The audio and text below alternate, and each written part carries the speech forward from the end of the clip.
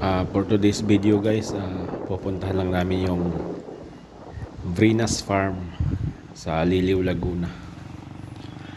Nakikita ko sa TikTok na medyo magandang lugar na yun. Kaya ayun, ito pupuntahan namin ni Mrs.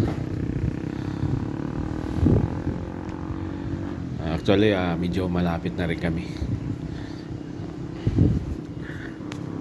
Marami din nagbabiyahe papunta doon.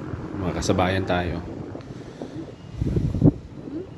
Take the next left, then Dito na tayo. Cut na lang natin yung video. Magandang dito guys.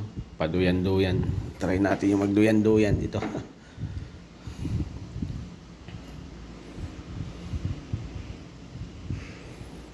Ang taas pala nito.